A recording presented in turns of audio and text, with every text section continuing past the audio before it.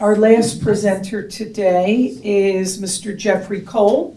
He's the commercial manager for Kiewit, and he'll be speaking about our Key Bridge. Thank you.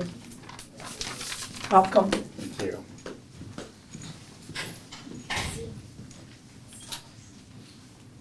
All right, good morning, everyone. Good morning. Good morning. Now. There we go.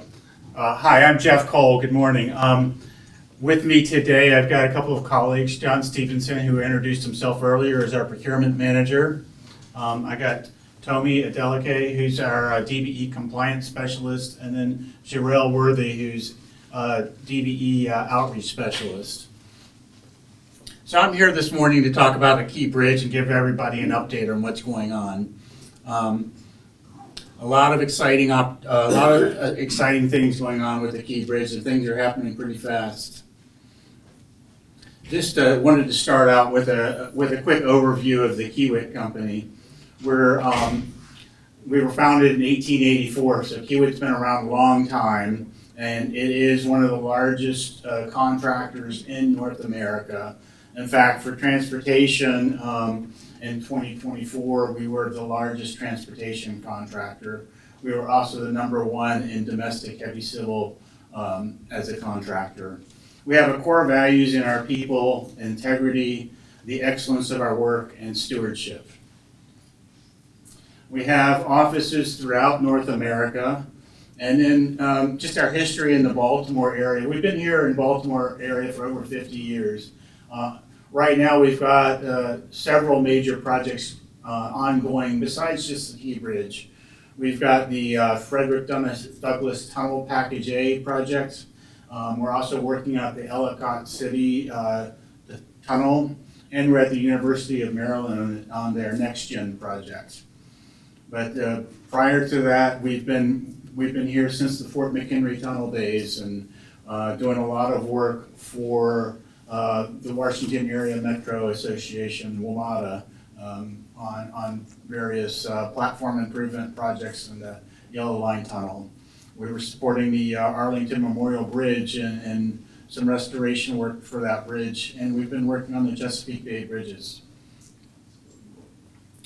So on the Key Bridge project, you may have heard my presentation before, but this is a progressive design build project. Progressive design build projects is a relatively new concept. It takes design build and really splits it into 2 phases. So what Kiewit was awarded was phase 1 of the progressive design build project, which means we started on the design, and we were awarded that project and given an NTP in September 2024. Then we'll move into early works packages and then hopefully into a phase 2. So just a little bit more about progressive design build. During phase 1 of the project, so when we were awarded this in September 2024, there was 0 design done. In fact, there wasn't even a firm idea of what kind of bridge was desired to be rebuilt. So our first task was to come up with a proof of concept for a new bridge. We worked through that, working very closely in partnership with MDTA and other local stakeholders. We've been working on the design since then. We came up with the bridge. It was presented publicly in February, and we've been progressing the design on from that. We've also been coordinating with third-party stakeholders and doing community outreach, and with the idea that we'll move into phase 2, which would be finalizing the design, permitting, and completing the construction. So we're actually progressing the design quite far in phase 1, and a big part of what we do in phase 1 is estimating the cost of the job, and then working with MDTA to review the estimate and come up to an agreement on a number. And June of 2026 is the target to get an executed lump sum firm fixed price agreement to build the bridge and with a fixed schedule duration. So in phase 2, we're going to be focusing in on site preparation, procurement of materials and equipment, interface coordination, and continue with third parties. Down at the bottom of the screen, you see a little thing that says early works. So right now we're in the middle of doing a significant amount of early works packages. It's kind of a bridge between phase 1 and phase 2 to keep the schedule going on the bridge. Obviously, the schedule of the bridge is very important. So examples of early work packages are some long lead procurement items, and I'll get into that in a little bit here. So the project has a DBE participation goal. We're a federally funded project. So our goal is disadvantaged business enterprises. For phase 2 of the project, there'll be a 21% goal is what's been established. And so this certification that we care about is DBE certification, which I think has been covered in some of the earlier presentations, but there's a link to a website here where you can find out all the information you need to get approval as a DBE in Maryland.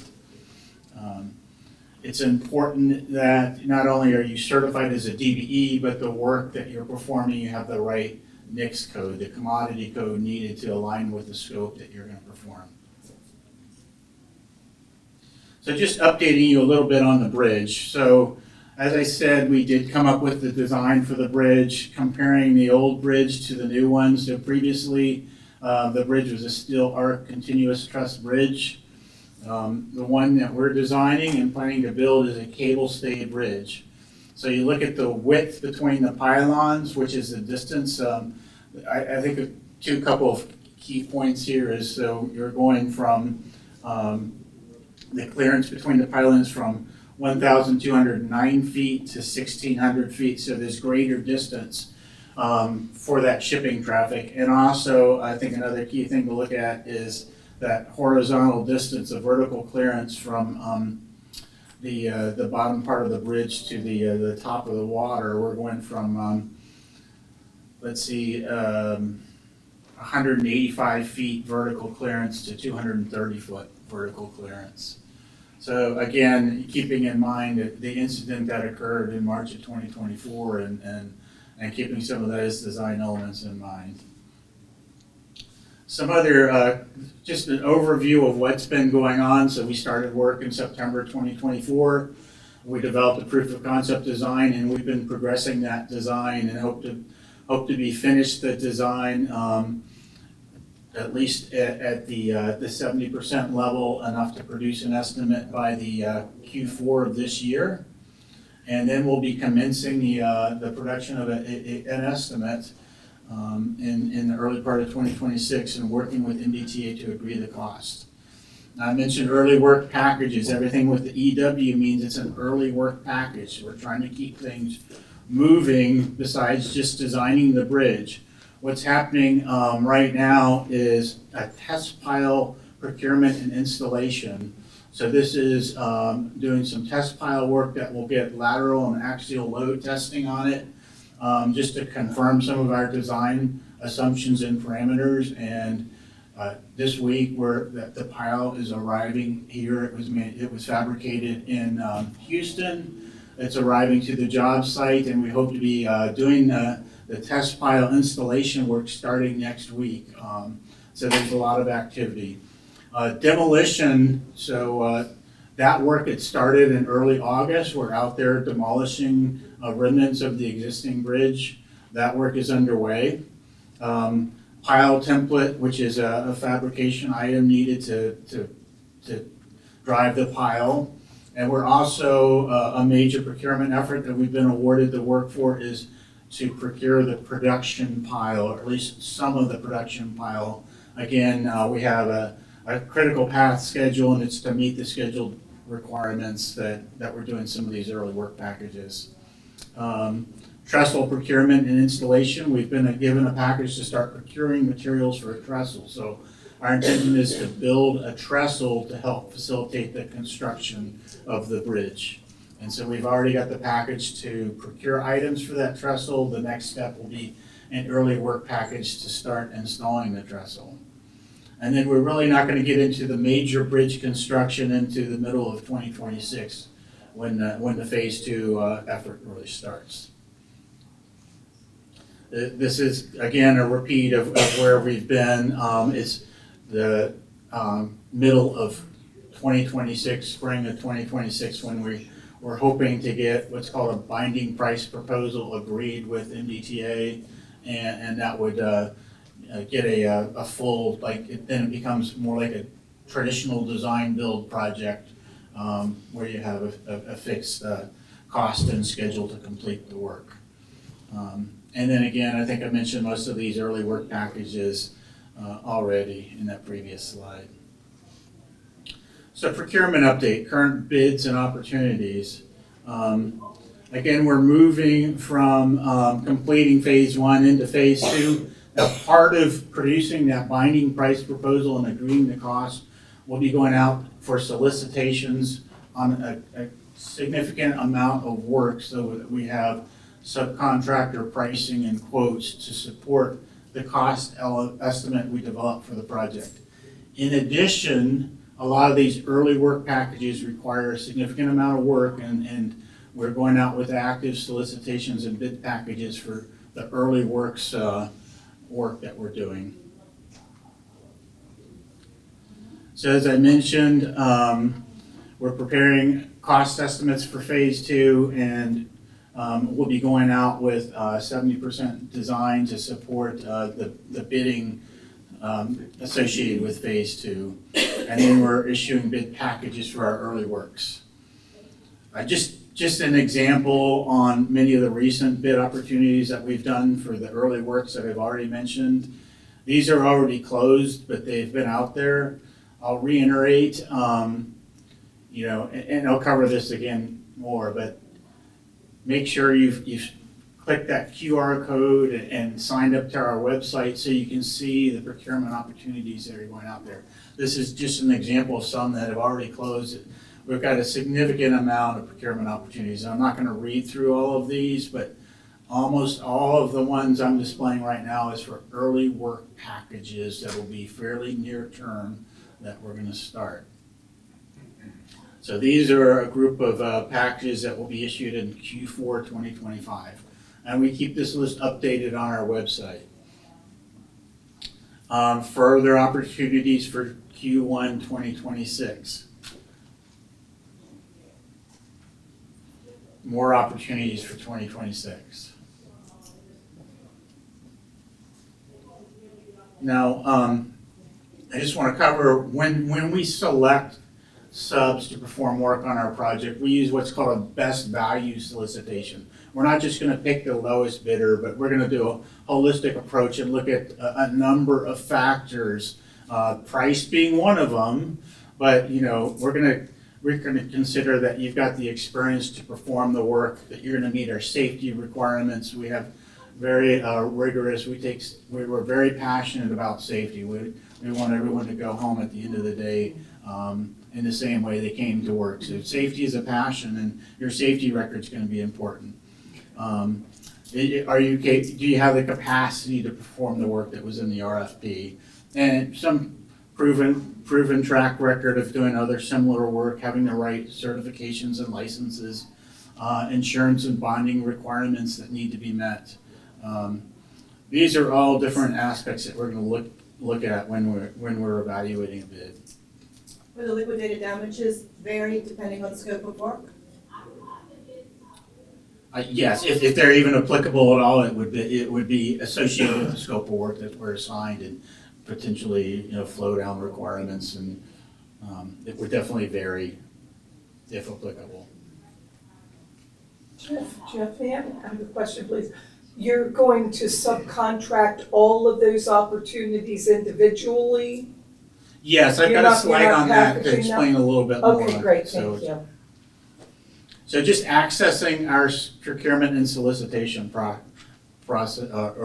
accessing our packages. So in our solicitation process, we identify scopes, and then we try to do outreach events like this so people have a heads up of what's coming, and we put the packages out there and we put them on our website. We try to give people a heads up what's coming down the pike, and then we'll formally issue bids.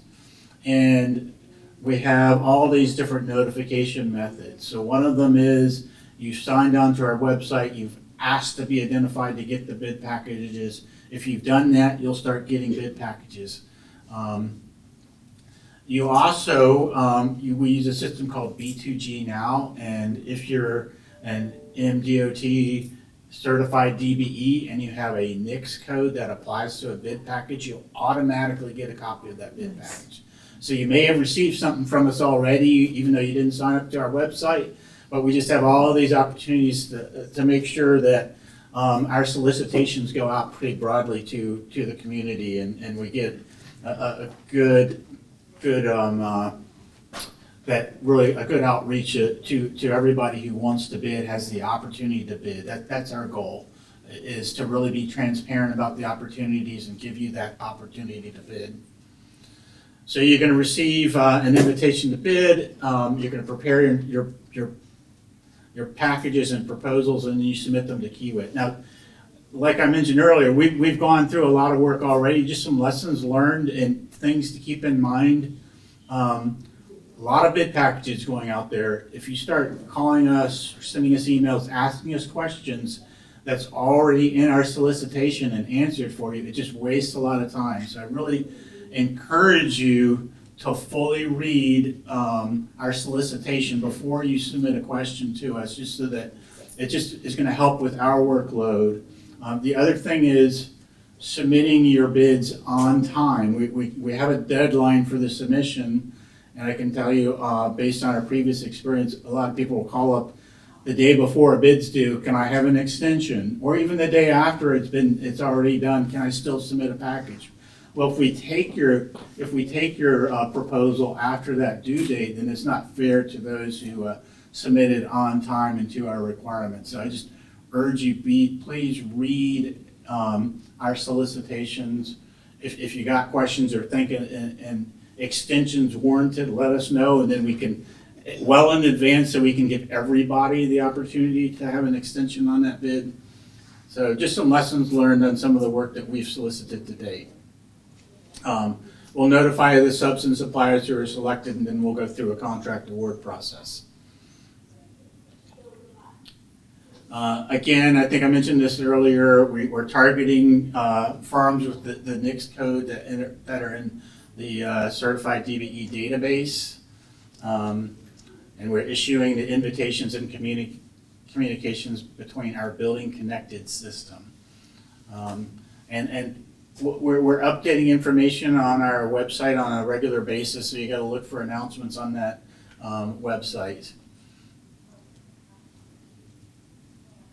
So this is just joining our database. If you've clicked that QR code that we have on the business cards out there or on a sheet that we're handing out, you can fill out this questionnaire that will get you access to our database. And then you'll be a registered supplier and subcontractor, and you should be getting all of the notices that when we release a package.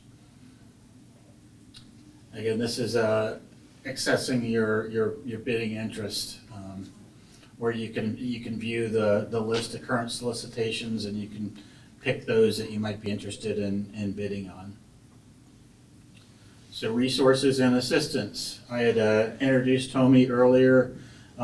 She's our DBE compliance consultant. She's a great resource for you if you've got any questions.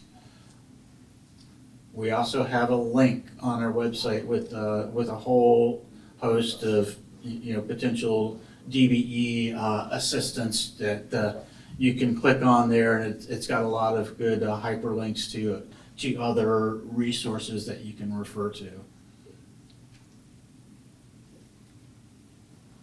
So some of what we're doing to maximize local DBE firm commitment is we are trying to divide the work into economically feasible packages so that we get meaningful participation from the smaller businesses. And sometimes we'll have a large scope of work that we may sub out to, and we'll actually flow down our DBE requirements to our subcontractor. An example right now is we hired a specialty firm for that bridge demolition, and they have flow down DBE requirements, and we've got multiple third-tier DBE firms now supporting them for their work, so. Thank you for that. Yes, so that's important, because on a project this size, there's going to be fairly large packages that we're gonna go out to as well, but we'll flow down those DBE requirements to that first tier sub to us, to then have to have DBEs reporting to them. Anyways, I do encourage everybody to stay connected. We do have an email called the keybridge@kiewit.com email site that we regularly monitor if you have questions, and we do have the project website that we keep going. And then MDTA, of course, has the keybridgerebuild.com that has a lot of good general information about the project. All right, so does anybody have any questions before I conclude? I do. I know you mentioned MBE quite a bit. Do you do SBE also? So the certification that we require, because it's federal funding, is that you have to be a DBE business. If you already have the MBE certification, there, I believe, a process you can go to apply for that DBE certification with MDOT. But what counts for our project is DBE certification.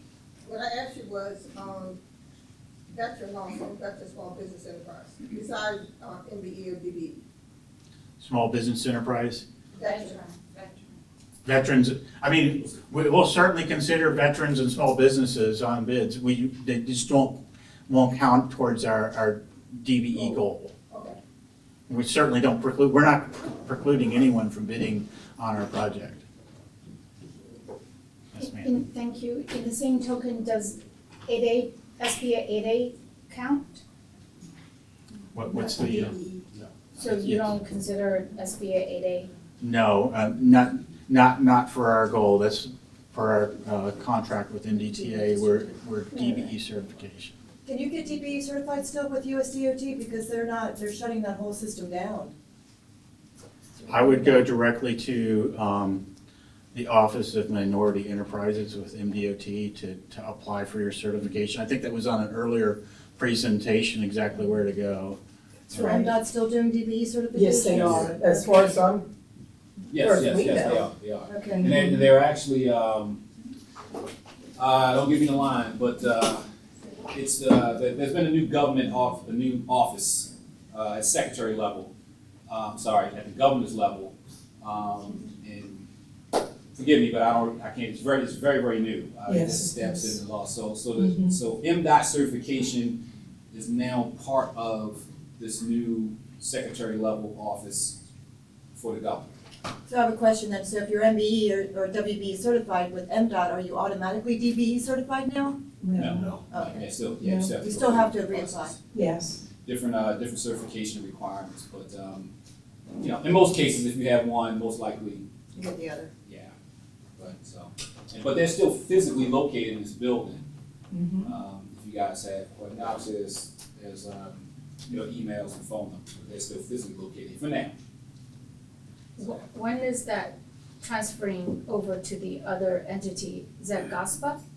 The name's changed, so it'll include, GOSPA and the MBE certification, there's one other, but I'm trying not to give out too much information, because again, as you can see, I'm sort of chopping through it. But yeah, it's still relatively new. I mean, the point I was trying to make is that the certification office is now part of the governor's cabinet. It's a cabinet level secretary, so it's larger than MDOT at this point, I guess is what I'm saying. So yeah. Do you know how long it takes for a subproton who had MDWB to get DB? Is it faster, a little bit faster than the usual? I do not know. 6 months? Yeah, what I can say is if you are certified in another state as a DBE, there's an interstate process that is expedited. Yes. But for the other certification process, unfortunately, I don't know what that time frame is. Thank you. Okay, thank you. Thank you.